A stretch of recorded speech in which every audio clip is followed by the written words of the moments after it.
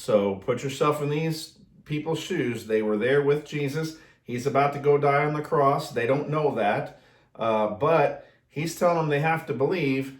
And if they believe, they've already passed from death to life. If they don't believe, they're already condemned. It's already too late. He's just not giving them a whole lot of hope at this point.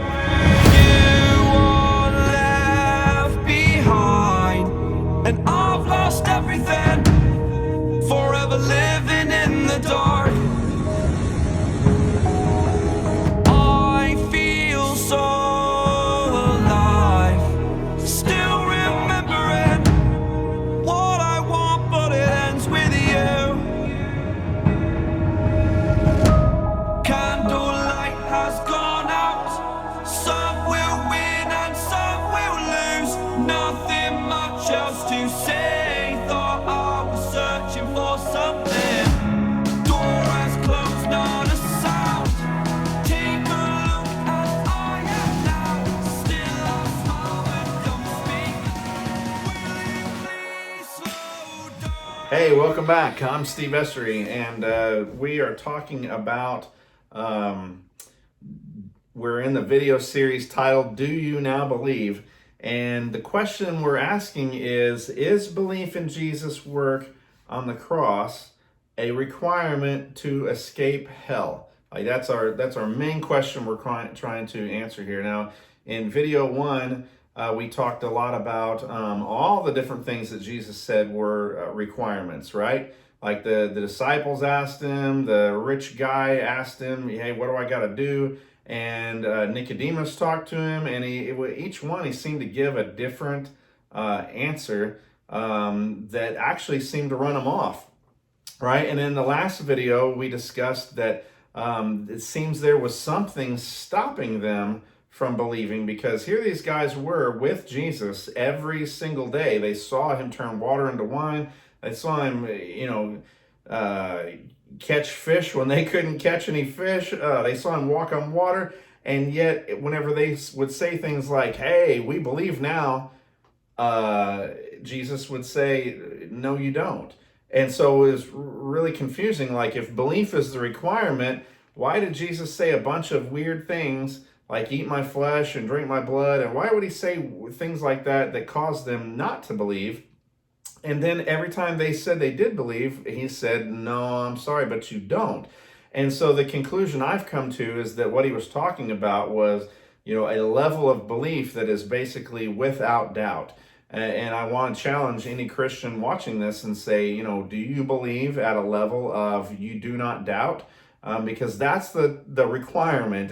That's what I get from this. The requirement that Jesus was talking about in John 3:16 and all through the Gospels, anytime you saw Jesus talking about requirements, it wasn't always belief, but whenever he did talk about belief, the requirement was belief without doubt, right? Because if it wasn't belief without doubt, then how come the disciples didn't qualify? Because every time they said they believed, he said, no, you don't.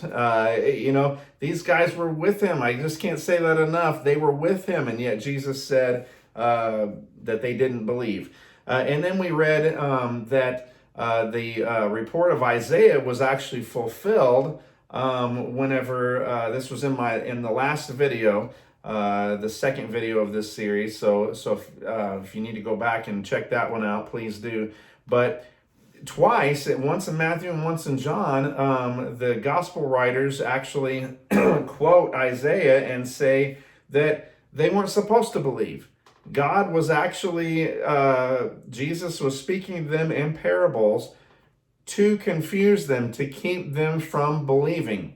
I didn't write this. I didn't make this up. Why would God want people to not believe if belief was the requirement? Right? So like when we talk about what's the requirement to go to heaven or to escape hell or to be a part of God's kingdom or to be a child of God, belief is always the thing that we talk about. It's the number one. Well, you have to believe. If you don't believe, you're not in. Where do we get that? We get that from places like John 3:16 and other places, throughout the New Testament where it's talked about belief. But in John 3:16, is Jesus talking about the same thing? Because he's talking to his disciples, but he's speaking to them in parables, and the Bible says so that they wouldn't believe.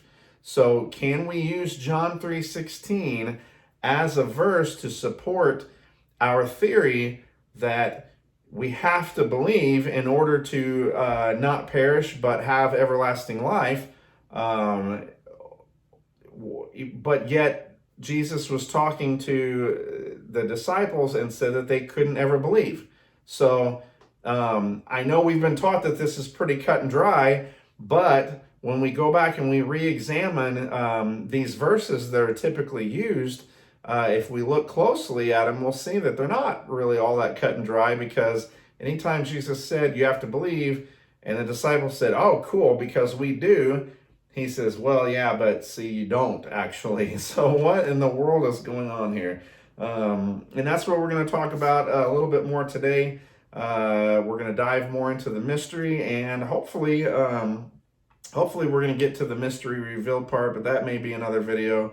We're getting pretty close to wrapping it up in this series. Probably another couple of videos ought to do it. And I'm trying not to make anything too long so that you can watch this on your short drive to work or what have you, or listen to it. Don't be watching while you're driving. But something bite size is what I'm going after here. So I know I could probably cover all this in one setting, but it might be kind of long and intimidating. So anyways, let's get into it. So the next thing I want to talk about was belief a requirement before or after the cross? Because it's easy to just say, well, Steve, this is a requirement after the cross, because Jesus kept talking about how he was going to go to the cross, and then you have to believe in him after the cross. That was the requirement. It's easy to say that because that's what we've all been taught, and that's what we learned in Sunday school, was that Jesus died on the cross, and if you believe that, then you get to go to heaven, right? So because we've said that, it's pretty easy to see every time Jesus says you have to believe, to think about it in terms of ourselves and our point in time, which is after the cross, and say, oh, he was talking to me. He was saying that I have to believe in his work on the cross. But now we're going to examine, is that what he was saying? Is there anything that he said that gives some sort of timeline that says, well, no, I want you to believe now, or I want you to believe later? Let's just try to clarify a little bit more about this belief and how it was a requirement. All right, so reading John chapter 3, verses 16, 17, and 18. For God so loved the world that he gave his only begotten Son, that whoever believes in him should not perish but have everlasting life. I'm going to pause for 1 second and say the most commonly used translation, the most common interpretation of this verse is that God sent his Son. We have to believe in him. Otherwise, we will perish and not have everlasting life. That is the most common, I think, the way people interpret that verse, is that God sent his Son. We have to believe in him. If we do, we get everlasting life. If we don't, we're going to perish. Let's go to verse 17. For God did not send his Son into the world to condemn the world, but that the world through him might be saved. The most common way that we have interpreted this verse would be that, well, God doesn't want to condemn the world, so that's not the purpose that he sent his Son, was to condemn the world. He was hoping that he could save everyone. And the reason we say hoping, or I'm saying hoping right now, is that obviously Christians as a whole, in general, should I say, don't believe that everyone is going to go to heaven. So therefore, most, or at least a lot of people don't go, is what we're taught, and most of us believe. So whenever we see, but that the world through him might be saved, we're saying, okay, well, the might must mean that some will and some won't. So I'm hoping I'm going to send my son, and I'm not trying to condemn anybody, but I'm just hoping that the world might be saved through him. Now, we're going to get to my theory, and I'm trying real hard not to jump ahead, but it seems like God's plan would be a little more foolproof than to have a might, right? Like, that's a pretty big might. Like, the alternative is that everyone goes to hell, right? So how do we get this might to happen for us? So that's kind of what we're talking about here.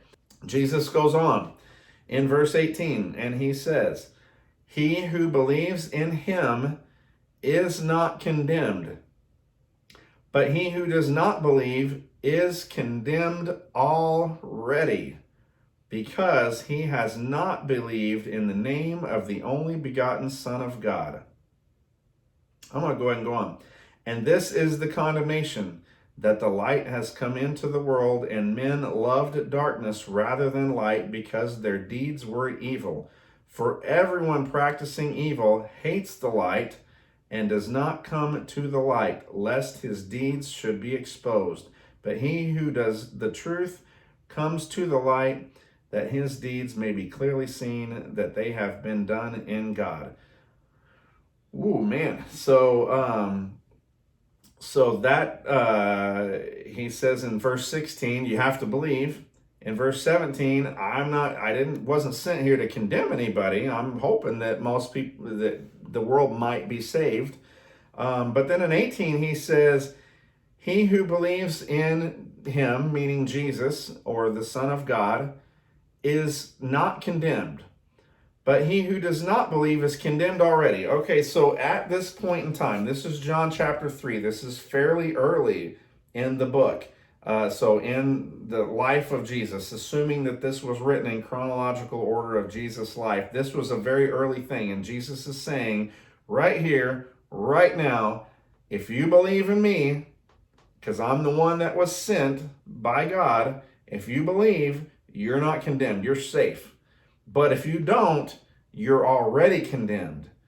Well, now, wait a second. He goes on to say that even the disciples don't believe him. So at that point in time, the people he's talking to right then and there, which happened to be Nicodemus, but I'm sure that there were other people, around. If you believe, you're in good shape. You're not condemned. But if you don't, you're already condemned. I mean, he's talking to Nicodemus here, and Nicodemus clearly doesn't get what he's saying. So is Jesus saying that he doesn't believe? I mean, I would say so. He told everybody else that they didn't believe. So does that mean, does Nicodemus have a chance? Like, he's telling him right here, if you believe now, you're not condemned. But if you don't believe, you're already condemned. Do you see the point I'm trying to make here? So we're talking about, is belief in Jesus as written in John 3:16, is he talking about a pre-cross condition or a post-cross condition? What are the conditions of being saved? We're going to talk later about what I think being saved means. This will be in some other video series, but what is he talking about here? And this is the condemnation, that the light has come into the world, and men love darkness rather than light. That's a pretty general statement.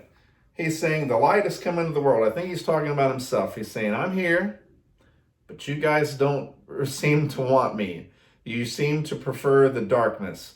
So is he already passing judgment right here? Because it seems that way. It seems to me that he's saying, hey, if you believe in me right now, you're good. But if you don't, then you're condemned already. And here is that condemnation, that actually the world prefers darkness over the light, even though the light came here. So it seems like he's already passing a judgment with his words, at least, and saying, you guys don't believe. You prefer darkness. Pretty cool stuff that we don't hear every Sunday. We hear John 3:16. Sometimes we hear John 3:17. We rarely hear past that in John chapter 3. Okay, we're going to look over in John chapter 5 for a moment at verse 24. He says, "Most assuredly I say to you, he who hears my word and believes in him who sent me has everlasting life, and shall not come into judgment, but has passed from death into life." Again, this is a pre-cross statement. This is early in the book of John. And Jesus is looking at these people that he's talking to, whoever he's talking to at this point, and he's saying, if you hear my word and believe in him who sent me, you're good. You're already good to go, and you have already passed from death to life. Now, if Jesus was talking about a post-cross requirement, saying that, you know, if you have to believe in Jesus, that he died on the cross for your sins, well, that's not what he's talking about here. He's saying, if you believe in me now, right now, you have already passed from death into life, and you're not going to come into the judgment, right? So put yourself in their shoes, where they're at. Jesus is talking to them. He's saying, if you believe in me now, right this second, you're good to go. You don't have anything to worry about. Why would he even talk about that whenever we know that in later chapters he's going to turn around and tell them, but you guys still don't believe? Why would he keep throwing it out? What is the deal here? You must believe, you don't. If you did, you won't face the judgment. If you don't, you're going to face the judgment. It's pretty interesting things, especially in light of what we're taught, you know, in our Christian walk. Notice that while he's saying this, he doesn't say, oh, by the way, I'm not talking about now. None of you have to worry about it now. Like, I'm saying that, hey, when I die on the cross, you're going to get another opportunity. You're going to understand what happened, and you're going to get an opportunity to believe in me then, and then there'll be this special prayer that you got to say, and you'll have to confess. Remember, Romans hasn't been written yet in the chronological order of things here. Romans isn't written for a long time from now. So put yourself in these people's shoes. They were there with Jesus. He's about to go die on the cross. They don't know that, but he's telling them they have to believe, and if they believe, they've already passed from death to life. If they don't believe, they're already condemned. It's already too late. He's just not giving them a whole lot of hope at this point. Okay, so now I'm to the part that I am the most excited about, and it's going to take long enough. So I think that even though this video is probably going to be a little bit shorter than the others, I'm going to go ahead and stop this one right now and let you contemplate this.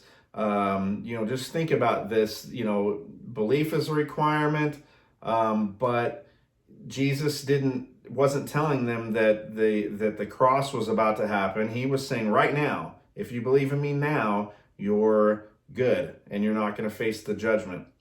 And the judgment's coming, by the way. He kept insisting the judgment is coming. We're going to talk about that a lot in the future. But I'm not talking about that. If you won't even have to go through the judgment if you believe in me right this second. But if you don't, well, it's actually too late for you. You're condemned already. So I'm going to leave you with that for now.